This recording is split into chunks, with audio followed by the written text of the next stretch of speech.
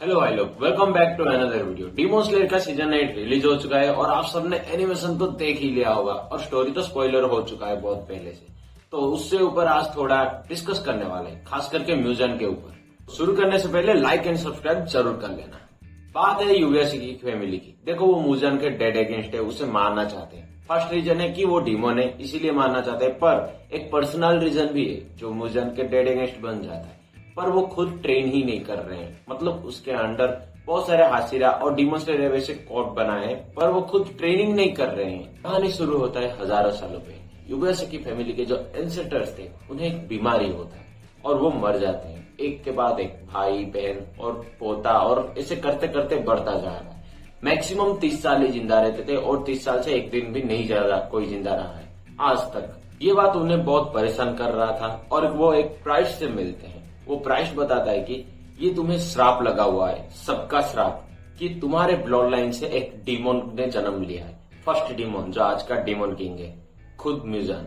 उसी की वजह से सारे के सारे बच्चे मरने वाले हैं, वो भी श्राप की वजह से। तुम्हें कोई कुछ नहीं कर पाएगा, फिर भी तुम्हें जन्म होते ही श्राप लग जाएगा। मतलब तुम्हारे बेटे, उसके बेटे से करते करते चलता ही रहेगा। श्राप से छूटने के लिए बस एक ही उपाय है कि म्यूजन का मौत, और तुम्हें ही ये करना पड़ेगा। ऐसा नहीं कि तुम खुद भी करो, कोई बाहर का आदमी भी कर सकता है, पर ठेका तो तुम्हें ही लेना पड़ेगा। इसीलिए ठेका लेना पड़ेगा कि किसी को पता नहीं ये कौन डीमन किंग है और क्या बनने वाला है, पर तुम्हें सब पता है कि तुम्हारे ब्लड लाइन से ही वो बना है, इसीलिए तुम्हें ही ठेका लेना पड़ेगा। जब म्यूजन का मौत सुनिश्चित हो जाएगा तभी तुम्हारा ये श्राप खत्म हो जाएगा, पर तब तक तुम्हें ये भुगतना जरूर पड़ेगा। इसीलिए हजारों सालों तक कोई भी यूएसए की फैमिली का म्यूजन को देखा ही नहीं, और जिसने देखा वो जिंदा भी नहीं रहा है। और योरिची तो देखा था, पर वो यूएसए की फैमिली का नहीं है। खुद म्यूजन भी ढूंढ रहा है यूएसए की फैमिली को, एक भी डिसेंडेंट को आज तक नहीं देखा है। मतलब बहुत डिस्टेंट हो चुका है, हजारों सालों बीत चुका है, कोई इतना क्लोज भी नहीं है। फिर भी वो ढूंढ रहा है, क्योंकि उन्हें ही पता है कि म्यूजन के वजह से ये सब हो रहा है। म्यूजन के वजह से मतलब ये श्राप वाला चीज नहीं, मतलब सब मर रहे हैं या फिर सब डीमन बन रहे हैं, उनका हेड म्यूजन ही है। उन्हें ही पता है, ये बात पता है उन्हें। इसीलिए उन्हें मार दोगे तो किसी को भी पता नहीं चलेगा। और करंट जितने भी हासिरा है, इंक्लूडिंग डीमन स्लेयर कॉर्प्स, जितने भी डीमंस है, खास करके म्यूजन को देख लो, वो सिर्फ दो चीजों से ही डरता है। एक है सनलाइट और दूसरा है योरिची। जी हाँ, योरिची जो फर्स्ट सन ब्रीथ यूज किया है, मतलब ब्रीथिंग स्टाइल जितने भी हासिरा यूज कर रहे हैं, उनका फर्स्ट है सन ब्रीथ। वो पहला बंदा था योरिची जो म्यूजन को बहुत कुत्ते की तरह मार रहा था। कुत्ते की तरह मार खाने के बाद अपने बॉडी को, मतलब सेल्स को, म्यूजन 1800 पीसेस पे डिवाइड कर लिया, जिससे 1500 को योरिची ने एक ही बार में मार लिया, इंस्टेंट वहीं पे, और बाकी 300 भाग गए। मतलब एक भी पीसेस बच गया तो म्यूजन वापस रिक्रिएट हो जाएगा। कि बाकी पीसेस, मतलब वो जुड़ के मैं भी सब एक ही हो सकते हैं। म्यूजन को वापस ना मान ले योरिची, इसीलिए वो बहुत दिनों तक छुपा बैठा और उसके भाई को लालच दे दिया। उसके भाई मतलब योरिची का बड़ा भाई, वो भी ट्विन से बस कुछ ही सेकंड या फिर कुछ ही मिनट में ही बड़े होंगे। योरिची से बड़ा होने के बाद भी योरिची से कमजोर था। ये सन ब्रीथ था, वो मून ब्रीथिंग इस्तेमाल कर रहा था। उसका नाम है मिचिकासु। यूं समझ लो फिलहाल का कोकुशिबो है, अपर मून 1। अपने भाई से ज्यादा ताकतवर बनने के लिए डीमन किंग म्यूजन से हाथ मिला लेता है और खुद डीमन बन जाता है। और बाद में जैसे योरिची बूढ़ा हो जाता है, तभी जाकर योरिची को वो मार देता है। हाँ, म्यूजन ने नहीं मारा है, उसके भाई मिचिकासु ने ही मारा है। म्यूजन इतना डर गया था कि वो बूढ़ा होने के बाद भी उसके सामने जाने के लिए डर रहा था। समझ लो कितना ताकतवर था योरिची। टांजीरो और टोकिडो दोनों उसी के डिसेंडेंट या फिर ब्लड लाइन से समझ लो। टोकिडो मतलब वो जो मिस्ट हासिरा है ना, उसी की बात कर रहा हूँ। अब आप समझ गए होंगे कि म्यूजन का टारगेट टांजीरो क्यों है, क्योंकि उसका ईयर रिंग्स है। उसी से पता चल चुका है कि वो सन ब्रीथ इस्तेमाल कर सकता है। म्यूजन तो सिर्फ उसके ईयर रिंग्स को देखा था और टांजीरो को देखा था, पर उसके पावर के बारे में पता नहीं था।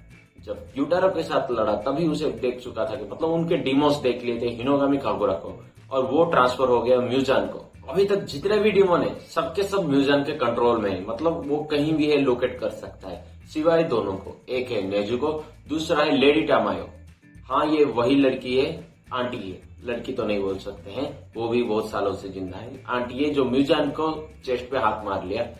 पर ये यूएसए की फैमिली की प्लानिंग देखो, कैसे पता चला किसी को भी पता नहीं कि यूएसए की बताया था जो ग्यूमी को 5 दिन में म्यूजन जरूर आने वाला है। शायद जो गिटार वाली गर्ल है, उसका आई जो डिटेक्ट कर रहा था, वो शायद क्रो ने देख लिया था यूएसए की का, इसीलिए वो बता रहा था कि 5 दिन में म्यूजान जरूर आने वाला है। उनका मोटिव था कि सुबह तक म्यूजान के साथ लड़ना है और जैसे ही सूरज की किरण आ जाएगा वहीं पे वो खुद ब खुद जल के मर जाएगा।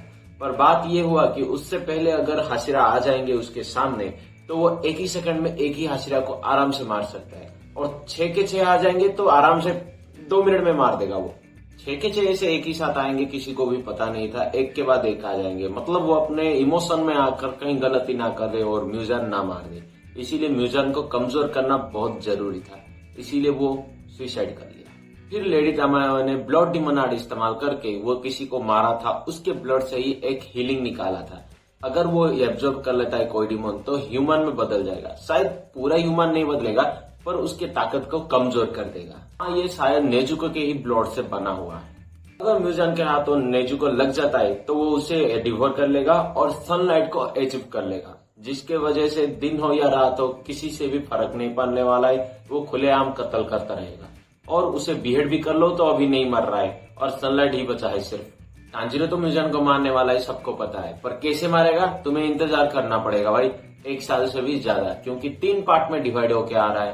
पहले पार्ट में आकाशा मरेगा, सेकंड में सेकंड मून जो था डोमा मरेगा और फर्स्ट में कोकुशिमा मरेगा। ये 3 मूवी के बाद आएगा म्यूजान का कत्ल का हादसा। फैंस इतने सारे देख लिए, बस उम्मीद कर रहे हैं कि योरीचिक वर्सेस म्यूजान जो नंगा नाच हुआ था ना मौत का, वो सीन बस दिखा ले, क्योंकि वो ब्लर करके ही दिखाया, पूरा नहीं दिखाया गया है, सिर्फ एक पिक्चर ही दिखाया गया है, इसलिए पूरा वीडियो चाहते हैं। कल इन्फिनिटी कैसल में तो हाशिरा का मौत का नंगा नाच होगा, फिर म्यूजान का मौत का होगा, इसीलिए पहले दुख तो होगा भाई बहुत। सब ये गलतफहमी पाल रहे हैं कि जो गियोमी जो स्टोन हाशिरा है ना, वो म्यूजान के एक स्पेशल अटैक को टक्कर दे रहा था, कहीं म्यूजान के लेवल तो आसपास तो नहीं हो गया। ये टोटली गलत है, क्योंकि यूबीएससी की पहले उसे बहुत कमजोर किया, फिर लेडी टमायो, मतलब वो बहुत कमजोर हो चुका था, बहुत तो नहीं थोड़ा बहुत कमजोर हो चुका था म्यूजान, और तभी ही अटैक किया मौका देके। अगर पूरा हील हो जाता तो स्टोन हाशिरा का वाट लगने वाला था। फ्यूचर में भी म्यूजान अगर हारता है तो शायद कहीं ना कहीं लेडी टमायो के वजह से, क्योंकि वो डायरेक्ट हार्ट में वो एंटीडोट इस्तेमाल कर चुका था जो एब्जॉर्ब कर लिया है म्यूजान। यही खत्म होता है ये वीडियो। आपको कैसा लगा कमेंट करके बताना, और कुछ भी टॉपिक हो तो बता देना। इस बार जरूर आएगा वीडियो, कंटिन्यू आएगा, ऐसे ज्यादा देर नहीं रहेगा।